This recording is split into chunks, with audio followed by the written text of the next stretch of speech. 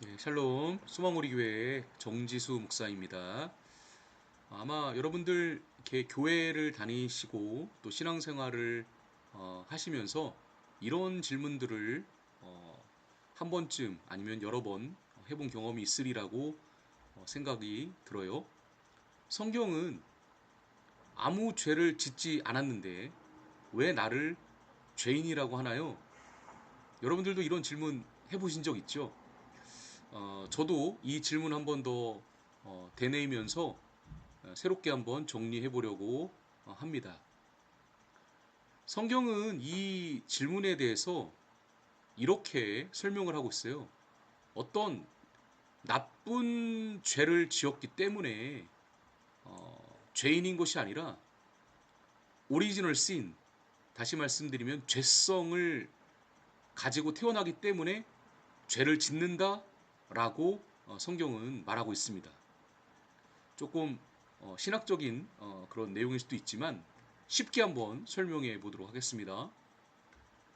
산속에 깨끗한 샘이 있다고 한번 생각해 보세요. 물 근원입니다. 근원이 되는 물이 있어요. 그런데 이 샘의 근원이 오염이 되면 그곳에서 흘러나오는 물도 모두 영향을 받겠죠. 근원이 오염되었기 때문인 것입니다. 자, 성경은 인류의 첫 조상, 여러분 잘 알고 계시는 아담과 하와가 하나님께 불순종함으로 인하여 죄가 이 세상 가운데 들어왔다라고 기록하고 있어요. 그래서 우리도 죄의 영향을 받은 세상 속에서 태어나게 된 것입니다. 물론 아담이 지은 죄죠. 아담이 불순종에 지은 죄입니다. 아담의 죄를 우리가 직접 지은 건 아니에요.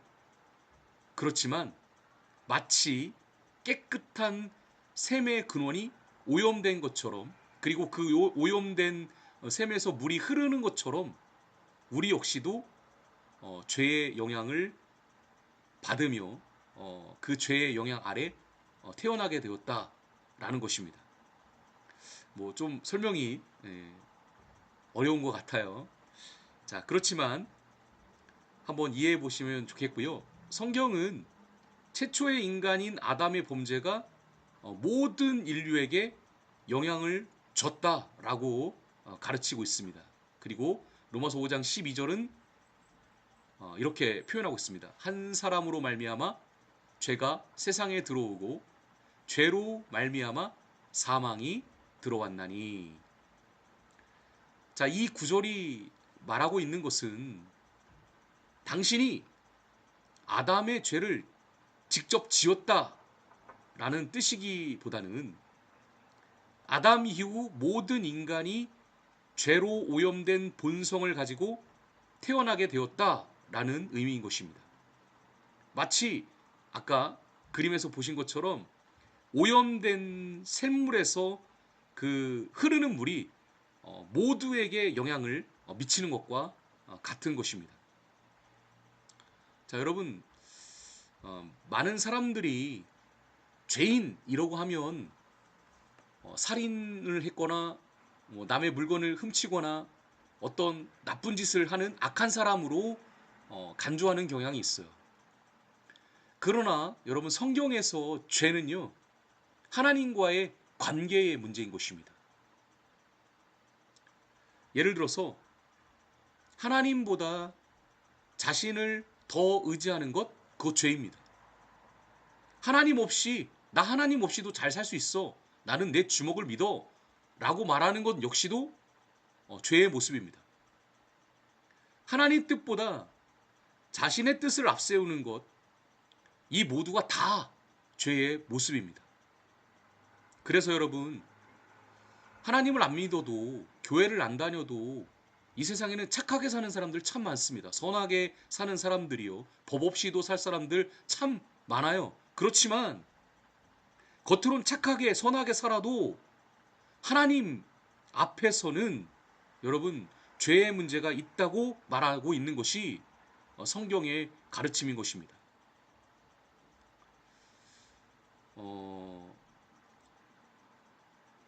성경에서 하나님이 우리를 죄인이라고 하시는 이유는 하나님께서 우리를 정죄하시기 위함이 아니에요. 어떤 사람이 병원에 갔습니다. 근데 의사가 그 환자, 그 사람에게 병이 있다는 사실을 알려줘요. 환자분께서는 이런 병에 걸리셨습니다 라고 알려주는 거죠. 그러자 그 사람이 버럭 화를 냅니다. 왜 나를 환자라고 부릅니까? 왜 환자라고 하시는 거죠? 그런데 여러분, 의사는 치료를 받게 하려고 하는 것이 목적이지 않습니까? 자, 마찬가지로 하나님께서 인간을 죄인이라고 말씀하시는 이유는 정죄하시려고 하는 것이 아니에요.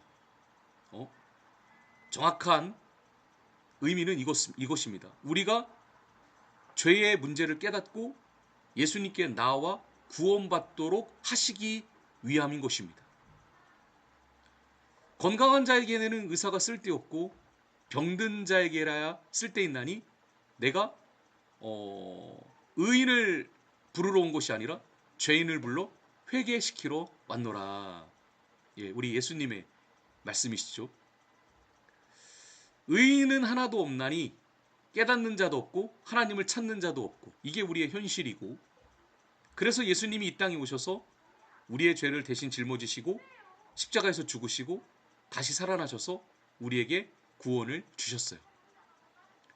제가 간절히 또 이렇게 소망하는 것은 죄의 문제를 깨닫고 예수님께 나아가 구원받는 여러분 모두가 되시기를 간절히 소망합니다. 네. 로마서 5장 8절 말씀, 어떻게 보면 복음의 핵심 구절이라고 해도 과언은 아닐 것입니다. 우리가 아직 죄인 되었을 때에 그리스도께서 우리를 위하여 죽으심으로 하나님께서 우리에 대한 자기의 사랑을 확증하셨느니라. 아멘. 여러분, 성경의 핵심은요, 성경은요, 너는 죄인이다 라고 이 말에서 끝나지 않습니다. 성경은 너는 비록 죄인이지만 하나님이 너를 사랑하셔서 예수 그리스도를 보내셨다라고 증언하고 있어요.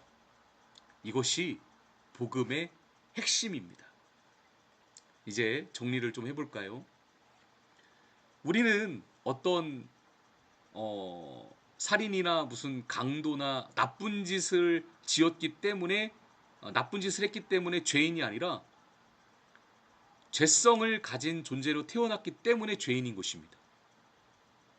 그러나 하나님은 그저 우리를 버려두지 않으시고 예수 그리스도를 통해 죄사함과 그리고 새 생명의 길을 열어주셨어요. 인간의 죄보다 더 큰 것이 바로 하나님의 은혜인 줄로 믿습니다. 성경을 통해 하나님께서 죄를 알려주시고 내가 죄인이라고 이렇게 또 알려주시는 것은 정죄하시기 위함이 아니라 바로 은혜의 시작이다 라는 사실을 믿으실 수 있길 바랍니다. 이것이 바로 복음의 출발점이에요.